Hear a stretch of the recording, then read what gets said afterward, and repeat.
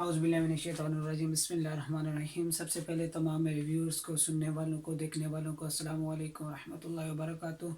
मैं मोहम्मद वक़ार ख़ालिद आपकी खिदमत में हाज़िर हूँ। जैसा कि हम पढ़ रहे थे क्लास 9 का चैप्टर नंबर 1 एक्सरसाइज 1.3। तो आज हम पढ़ेंगे क्वेश्चन नंबर 6। क्वेश्चन नंबर 6 के अंदर वो कह रहा है कि if A is equal to, एक मैट्रिक्स है 1 -2 3 4 and b is equal to 0 7 -3 8, then find 3a minus 2b, and the second part is 2a का ट्रांसपोज माइनस 3b का ट्रांसपोज। हम ऑलरेडी ये चीज़ें कुछ पढ़ चुके हैं। ट्रांसपोज क्या होता है, मैट्रिक्स किस तरीके से सॉल्व होता है। अब हम इसको सॉल्व करते हैं। इसका पार्ट फर्स्ट इसको सॉल्व करते हैं।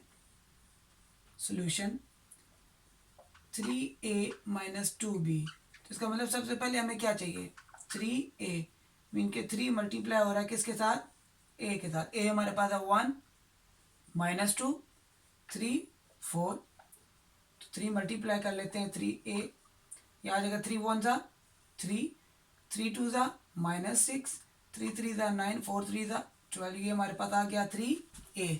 इसी तरीके से अगर हम देखें तो हमें क्या चाहिए, 2b। इसका मतलब ये है 2b का मैट्रिक्स आपके पास आ जाएगा, वो है 0 7 -3 और 8। अच्छा, अगर हम देखें 0 के साथ कोई भी चीज़ मल्टीप्लाई हो या डिवाइड हो तो आंसर क्या आता है, 0। 2 0 0, 7 2 ज़ा 14, -3 2 ज़ा 6, 8 2 ज़ा 16, ये हमारे पास 2b आ गया। जबकि हमारे पास रिक्वायर्ड जो क्वेश्चन था वो ये था 3a minus 2b, 3a minus 2b। तो अब अगर देखता हूँ 3a minus 2b is equal to 3a की वैल्यू हमारे पास क्या निकली है, ये निकली हुई है 3 -6 9 12 माइनस 2b की वैल्यू क्या निकली हुई है हमारे पास आगे 0 14 -6 16।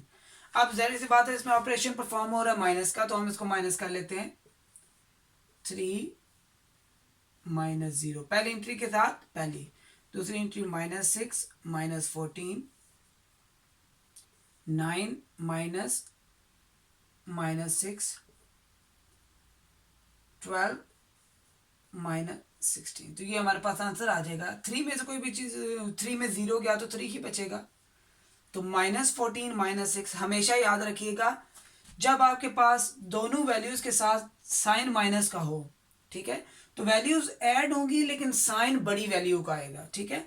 जैसे हम देखते हैं 14 और 6 20, 14 + 6 20, और बड़ी वैल्यू के साथ क्या साइन है, माइनस, तो -20 आ जाएगा, ठीक है। अगर दो वैल्यूज प्लस या माइनस के केस के अंदर कह रहा हूँ, मल्टीप्लाई के केस के अंदर नहीं कह रहा। अगर आपके पास दो वैल्यू -6 और -14 हो तो आपने दोनों वैल्यू को ऐड करना है, लेकिन साइन बड़ी वैल्यू का आएगा, ठीक है। बड़ी वैल्यू के साथ माइनस है तो माइनस आएगा। इसी तरीके से हम इसको देखते हैं माइनस माइनस प्लस। अब ये आपस में मल्टीप्लाई हो रहा था, क्यों, क्योंकि ये अब देखें ये माइनस और ये माइनस आपस में क्या हो रहे हैं, मल्टीप्लाई हो रहे हैं, तो माइनस माइनस प्लस 9 और 6 15, और आपके पास 12 में से 16 तो जा नहीं सकते, तो लिहाजा हम क्या करेंगे, अगर आपके पास एक प्लस एक माइनस है तो हमने वैल्यू माइनस करनी है, जबकि साइन जो है बड़ी वैल्यू का आएगा। 16 में 12 गए तो 4, और आपके पास बड़ी वैल्यू के साथ साइन क्या है, माइनस, तो -4, तो ये आपके पास 3a minus 2b का ये आंसर आ गया, ठीक है। ये हमारे पास था पार्ट नंबर 1। अब हम बात करते हैं पार्ट नंबर 2 की। अगर हम देखते हैं इसका एक और मेथड भी है, अगर आप डायरेक्ट करना चाहें तो वो ये है कि यहाँ पे 3 लिखा, साथ में a लिखा, -2 लिखा, साथ में b लिख लिया। तो अब यहीं पे इसको सॉल्व करके माइनस करके डायरेक्टली भी ये हो सकता है, लेकिन प्रॉपर जिस तरीके से आपको अच्छा लगता है, स्टेप बाय स्टेप लेके चलना चाहते हैं तब भी ये भी मेथड ठीक है, दूसरे मेथड से करना चाहते हैं तब भी ठीक है। अगर किसी बच्चे को समझ नहीं आता वो मुझे कमेंट में बताए, मैं इंशाल्लाह उसको दूसरी तरीके से भी सॉल्व करके दिखा दूंगा, बल्कि मैं कोशिश करता हूँ उसको दूसरे तरीके से भी सॉल्व कर लेता हूँ ताकि आपको ईजी रहे। अब इस केस के अंदर आपने सिंपल क्या करना है, अगर इसका दूसरा मेथड हो तो वो ये होगा, देखें आपके पास वो दूसरा मेथड जो है वो ये होगा 3a minus 2b is equal to 3a आपके पास आ जाएगा 1 माइनस 2 3 4 माइनस 2 b आपके पास आ जाएगा 0 7 माइनस 3 और 8। अब देखें इसको सॉल्व करें। 3 1 ज़ा 3 माइनस 6 3 3 ज़ा 9 4 3 ज़ा 12 माइनस 3 0 0 7 2 ज़ा 14 माइनस 6 और 8 2 ज़ा 16। तो वही कंडीशन बन गई। यहाँ पे 2 स्टेप में हो रहा है, वहां पे मैं स्टेप बाय स्टेप लेके चल रहा था। अब इस केस के अंदर 3a minus 2b 3a minus 2b is equal to 3 minus 0 minus 6 minus 14 9 plus minus plus 6 12 minus 16। तो ये आपके पास आंसर जो आएगा वो ये है 3a minus 2b is equal to 3। मैंने अभी आपको बताया था कि दोनों वैल्यूज ऐड होंगी और साइन बड़ी वैल्यू का आएगा, तो माइनस 20 ये आपके पास आ जाएगा 15 और माइनस 4। तो अगेन वो देखें वही आंसर आपके पास आ गया। ये भी एक मेथड है, दूसरा भी मेथड है। मैंने आपको क्वेश्चन नंबर 6 का पार्ट 1 2 मेथड से करके दिखा दिया। अब जो सेकंड पार्ट है उसको मैं इसी मेथड के थ्रू करूँगा। वो हमारे पास होगा वो ये है, अच्छा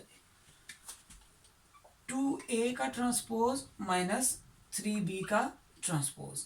अब इसका मतलब ये है कि 2a का ट्रांसपोज माइनस 3b का ट्रांसपोज, मतलब कि सबसे पहले हमें क्या चाहिए इस केस के अंदर 2a का ट्रांसपोज माइनस 3b का transpose is equal to 2a आपके पास 1 माइनस 2 3 4 का ट्रांसपोज माइनस 3 0 7 माइनस 3 8 का ट्रांसपोज, ये हमारे पास आ गया। अब इस केस के अंदर एक बात याद रखिएगा, जो गलती के चांसेस होते हैं, आपने मल्टीप्लाई पहले नहीं करना। पहले आपने इसका क्या लेना है ट्रांसपोज। मल्टीप्लाई भी कर देंगे तब भी कोई मसला नहीं है, मल्टीप्लाई भी आप कर सकते हैं, लेकिन जो ऑफिशियल वे पहले ट्रांसपोज हम सॉल्व करते हैं, फिर उसके बाद मल्टीप्लीकेशन करेंगे। ट्रांसपोज 2 आने दें। तो ट्रांसपोज का मतलब मैंने बताया था नंबर ऑफ रोज को कॉलम के अंदर चेंज कर देना, interchange of rows into column और column into rows are known as transpose. जैसे 1 माइनस 2 3 4 ये सॉल्व हो गया ट्रांसपोज। इसी तरीके से 3 0 7 माइनस 3 और 8 आप सिंपल मल्टीप्लाई करवा लें। 2 1 ज़ा 2 2 3 ज़ा 6 माइनस 4 4 2 ज़ा 8 माइनस 3 0 0 3 3 ज़ा माइनस 9 7 3 ज़ा 21 और 8 3 ज़ा 24। पहले मल्टीप्लाई कराएं बाद में मल्टीप्लाई कराएं, उससे कोई फर्क नहीं पड़ता, ठीक है। अब सिंपल जो आपके पास ऑपरेशन परफॉर्म हो रहा है, ऑपरेशन परफॉर्म कर लें, वो आपके पास क्या है माइनस हो रहा है। तो इसका मतलब ये है कि is equal to 2 minus 0 6 minus minus plus 9 minus 4 minus 21 8 minus 24। तो 2 में 0 गए तो 2 6 और 9 15। फिर अगेन दोनों वैल्यूज ऐड होंगी और साइन बड़ी वैल्यू आएगा माइनस 25। और यहाँ से अब देखें माइनस प्लस 1 आ गया, तो इसका मतलब वैल्यू जो है वो माइनस होगी, लेकिन साइन बड़ी वैल्यू का आएगा। 24 में से 8 जाएंगे तो 16 माइनस 16। तो ये आपके पास क्या आ गया आंसर आ गया। बात समझ आ गई है। आप इसको बेशक पहले भी मल्टीप्लाई कर सकते हैं, बेशक अलग-अलग पहले ए का ट्रांसपोज लें फिर बी का ट्रांसपोज लें, फिर ए के ट्रांसपोज के साथ 2 को मल्टीप्लाई करवाएं, बी के ट्रांसपोज के साथ 3 को मल्टीप्लाई करें, फिर एंड पे उनको आपस में माइनस कर लें। ठीक हो गया, ये आपके पास आ गया क्वेश्चन नंबर 6। अब हम बात करेंगे क्वेश्चन नंबर 7 की।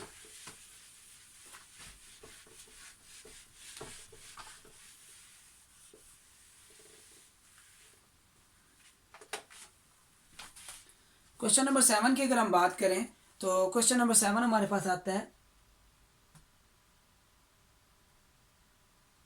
अगर अब उसने कहा क्वेश्चन नंबर 7 इफ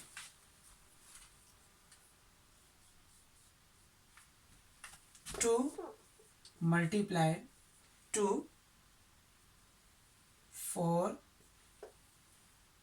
-3a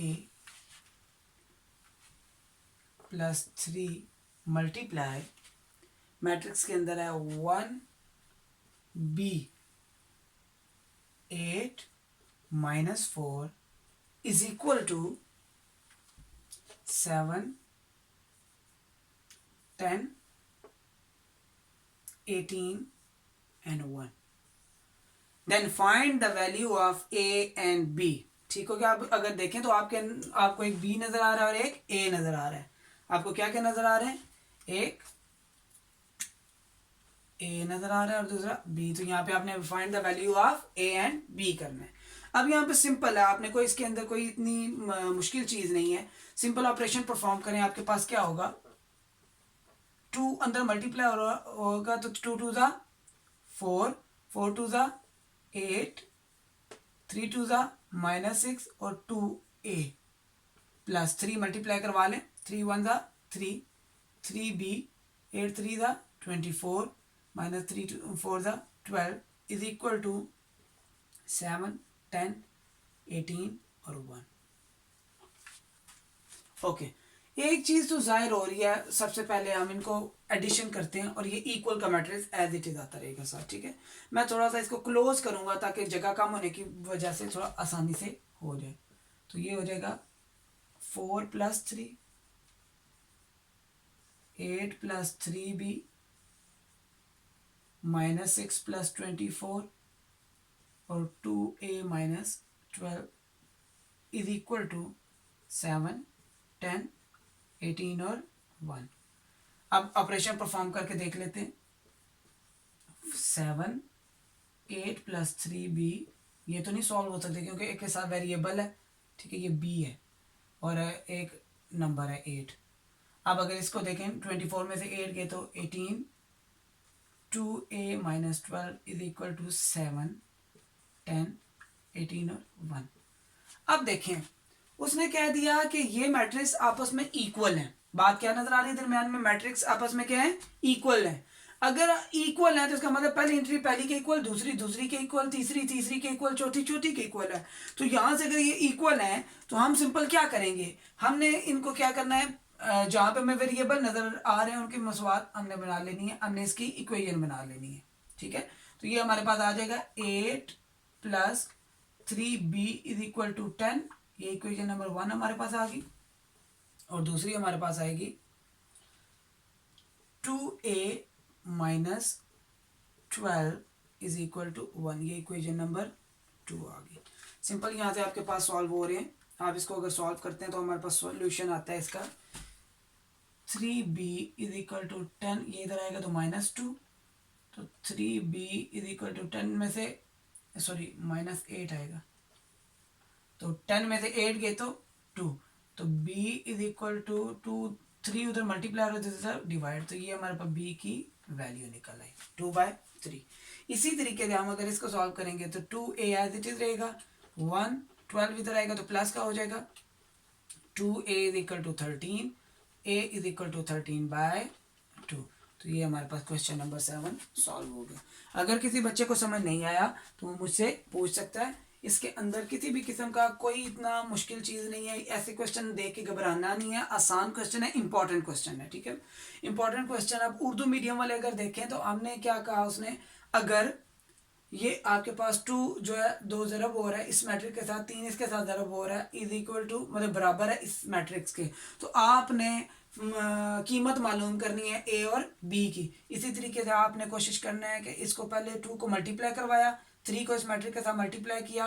अब परफॉर्म हो रहा है ये ऑपरेशन एडिशन का, तो इन दोनों को ऐड किया। तो देख लें अगर गौर से देखा जाए तो ये 7 7 के इक्वल आ रहा है ना, तो 18 18, तो यहाँ से पता लग रहा है कि ये इक्वल हैं, तो लिहाजा बाकी 2 एंट्रीज भी इक्वल होंगी। तो हमने सिंपल जिनके अंदर हमें वेरिएबल नजर आ रहा था उनको हमने उसको इक्वल करके एक इक्वेशन बना ली, यानी कि मसवात बना ली।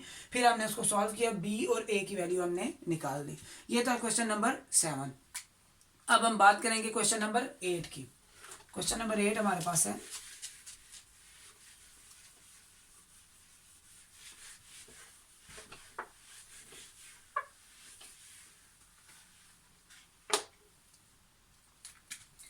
Question number 8।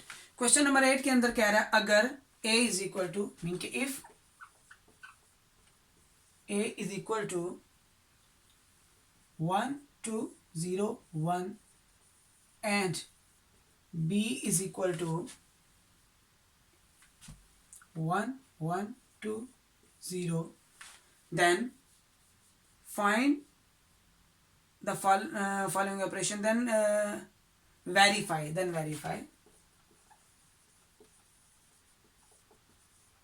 क्या वेरीफाई करना है। पहला पार्ट उसका है कि आपके पास a प्लस बी का ट्रांसपोज इज इक्वल टू ए का ट्रांसपोज प्लस पी का ट्रांसपोज। मीन के वेरीफाई जब भी की जाएगी या आपने मतलब के कह सकते हैं कि तस्दीक करनी हो तो उस केस के अंदर हमेशा याद रखिएगा left hand side is equal to right hand side होगा। ठीक है, इसके अंदर अगर हम सॉल्व करते हैं तो हमारे पास क्या आता है, हम पहले लेफ्ट हैंड साइड को सॉल्व करते हैं। क्या है हमारे पास a प्लस बी का ट्रांसपोज, तो इसका मतलब सबसे पहले हमें क्या चाहिए, a प्लस बी का transpose which is equal to a आपके पास आ जाएगा 1 2 0 1 प्लस b है 1 1 2 0 और इस होल का क्या आपके पास ट्रांसपोज। आपने पहले ब्रैकेट को सॉल्व करना है, आपके पास आ जाएगा 1 प्लस 1 पहली एंट्री को पहली के साथ 2 प्लस 1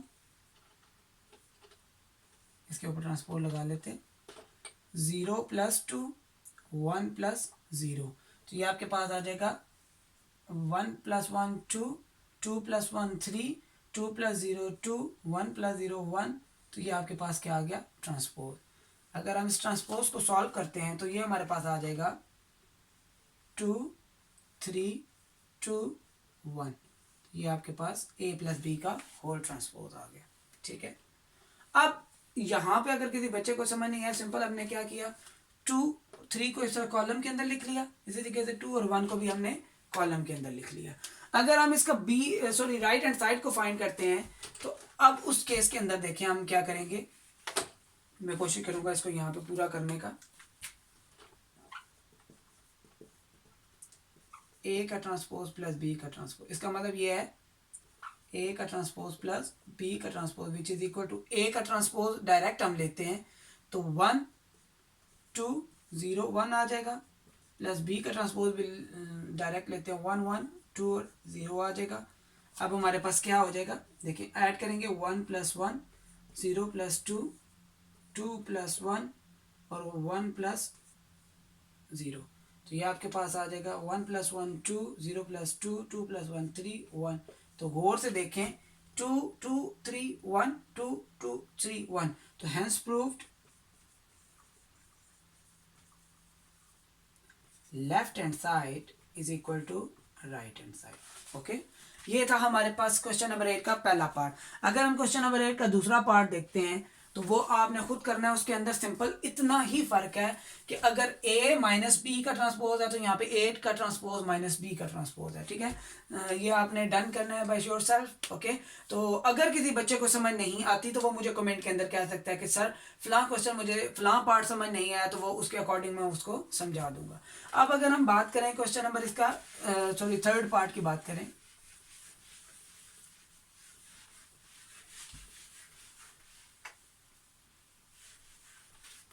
ओके अगर हम इसके थर्ड पार्ट की बात करें, थर्ड पार्ट के वो कह रहा है कि आपके पास a प्लस ए का ट्रांसपोज, a प्लस ए का ट्रांसपोज इज सिमेट्रिक मैट्रिक्स। ये क्वेश्चन जो है थर्ड पार्ट जो मैं लिख रहा हूं, यहां पे बच्चे गलती कहां पे करते हैं वो भी आपको चांसेस बता दूंगा।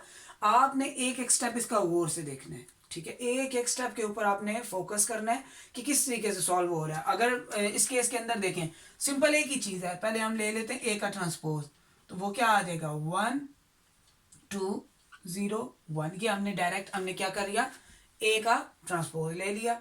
अब क्वेश्चन क्या है ए प्लस ए का ट्रांसपोज। अभी हम पहले क्वेश्चन सॉल्व कर रहे हैं, सिमेट्रिक चेक नहीं कर रहे, अभी हम क्या कर रहे हैं क्वेश्चन सॉल्व कर रहे हैं। तो ए आपके पास है 1 2 0 1 प्लस ए का ट्रांसपोज है 1 0 2 1। अभी हम इसको ऐड करते हैं, 1 + 1 2, 2 सॉरी डायरेक्ट नहीं, 1 + 1 2 + 0 0 + 2 1 + 1, ये आपके पास आ जाएगा 1 + 1 2 2 2 2, ये आपके पास a + a का ट्रांसपोज आ गया। अब ये आपने अभी तक क्वेश्चन सॉल्व किया है बच्चे, यहां तक क्या के कह देते हैं जी सिमेट्रिक है, नहीं, अभी आपने चेक करना है, वेरीफाई करना है कि ये सिमेट्रिक है भी या नहीं। अब आप चेक कैसे करेंगे, a + a का ट्रांसपोज का होल ट्रांसपोज लेना है। मैंने क्या कहा था सिमेट्रिक के लिए कि अगर आपके पास कोई मैट्रिक्स ए है, उसका ट्रांसपोज लो तो दोबारा ए आए। तो अब इस ए का मैट्रिक्स कोई फंक्शन हो सकता है कुछ भी, अब उस ए की जगह पे ये चीज है a + a का ट्रांसपोज, उसने क्या कहा a + a ट्रांसपोज बताएं कि ये सिमेट्रिक है या नहीं।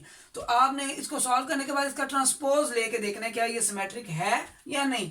तो मैं देखता हूं, ये आपके पास आ जाएगा 2 2 2 2 का ट्रांसपोज लें, तो अब ट्रांसपोज लें तो 2 2 2 अगेन क्या आ जाएगा a + a का ट्रांसपोज। सो ये क्या है आपके पास सिमेट्रिक। यहाँ पे तो चले आपको सारे एक जैसे आगे थे, आपको थोड़ा मतलब कि इजी हो गया, लेकिन ऐसा क्वेश्चन इसका मैं देखता हूँ थर्ड पार्ट भी, सॉरी फिफ्थ पार्ट जिसमें b + b का ट्रांसपोज है वो भी आपको करवा दूंगा। लेकिन मैं अभी माइनस के लिए मैं स्क्यू सिमेट्रिक के लिए पार्ट नंबर 6 करूंगा, ठीक है, पार्ट 6, क्योंकि इसका सेकंड पार्ट आप खुद कर लोगे, जब मैं अगर चौथा इसका पार्ट समझाऊंगा वो ऑटोमेटिकली आपको समझ आ जाएगा, ठीक है। अब यहाँ तक बच्चों को समझ आ गई है, अभी मैं इसका बताता हूँ।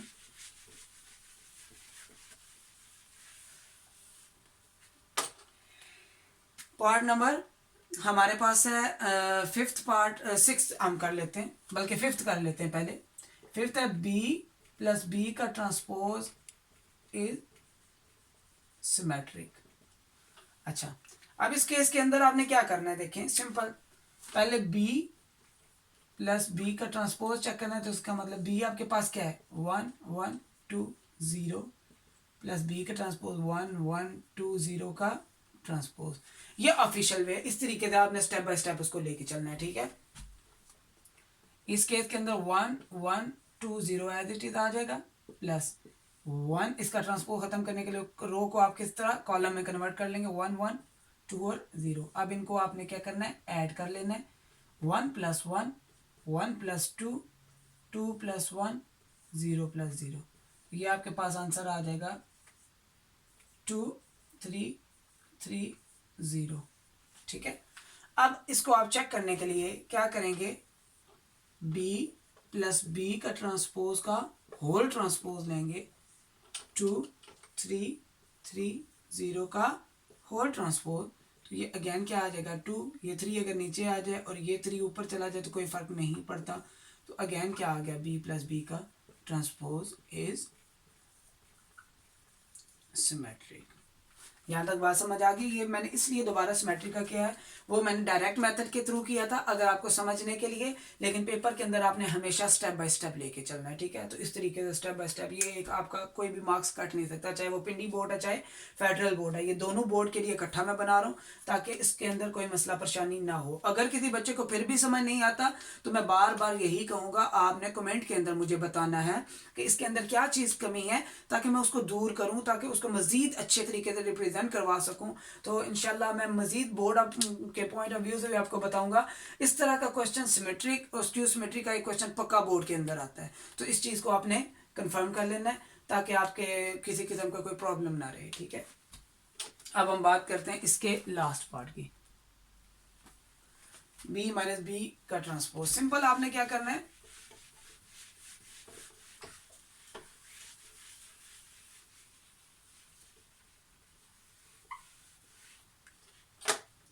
आपने बताना है b - b का ट्रांसपोज इज स्क्यू सिमेट्रिक। अच्छा, सॉल्व करने से पहले मैं ये बता देना चाहता हूँ स्क्यू सिमेट्रिक था क्या, हम पहले उसको समझ लेते हैं। हमने कहा था एक मैट्रिक्स है, कोई भी मैट्रिक्स हो सकता है, अगर एक मैट्रिक्स ए है उसका ट्रांसपोज लेते हैं, दोबारा मैट्रिक्स ए आ जाए लेकिन बाहर माइनस हो, -a, ठीक है, नेगेटिव ऑफ ए आ जाए, तो वो आपके पास क्या होगा, स्क्यू सिमेट्रिक। क्या होगा, स्क्यू सिमेट्रिक। इस केस के अंदर अगर कोई मैट्रिक्स है उसका ट्रांसपोज लेने से उसी मैट्रिक्स का नेगेटिव आ जाए तो वो आपके पास क्या है, स्क्यू सिमेट्रिक। हम इसको प्रूव करते हैं क्या ये वाकई है या नहीं।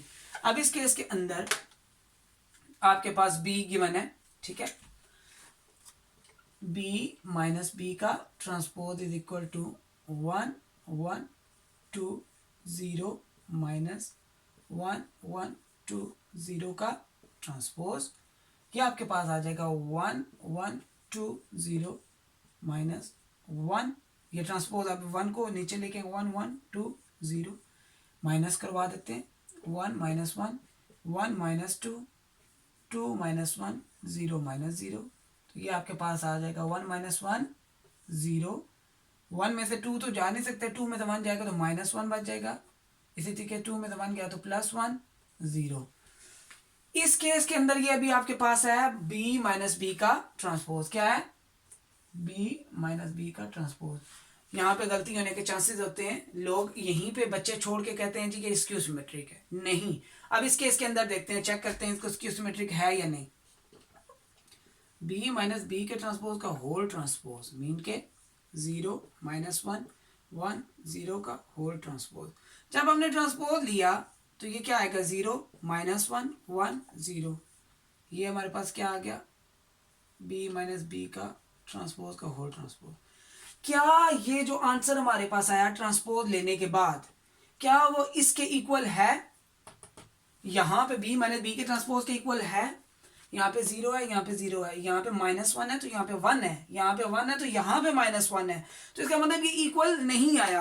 अगर मैं इसमें से माइनस कॉमन ले लूँ तो ये क्या होगा, b माइनस बी का ट्रांसपोज का होल ट्रांसपोज जब लिया, अगर हम माइनस कॉमन ले लेते हैं 0 तो न्यूट्रल नंबर है 0, प्लस 1 है तो माइनस 1 हो जाएगा, माइनस 1 है तो प्लस 1 हो जाएगा और ये 0। अगर और से देखा जाए ये माइनस।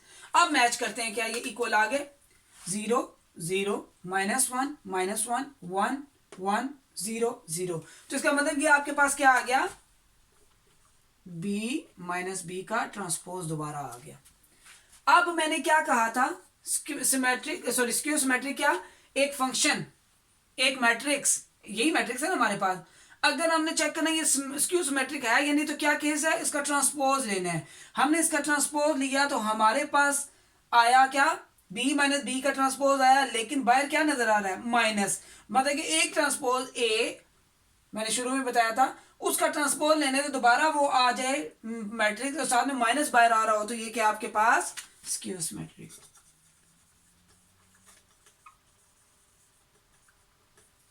बात समझ आ गई है। यहां तक कुछ बच्चे करके छोड़ देते हैं, आपने बताना है कि ट्रांसपोज यहां पे चेक करना है क्या ये स्क्यू सिमेट्रिक है या नहीं। आपने ट्रांसपोज लिया, दोबारा वो आंसर नहीं आया था, जब आपने माइनस कॉमन लिया दोबारा वो b माइनस बी का ट्रांसपोज आ गया। मतलब कि फंक्शन अगर उसका माइनस बाहर है और साथ में दोबारा फंक्शन आ गया तो ये क्या कहलाता है, स्क्यू सिमेट्रिक। तो यहां तक आपकी एक्सरसाइज 1.3 कंप्लीट हो चुकी है।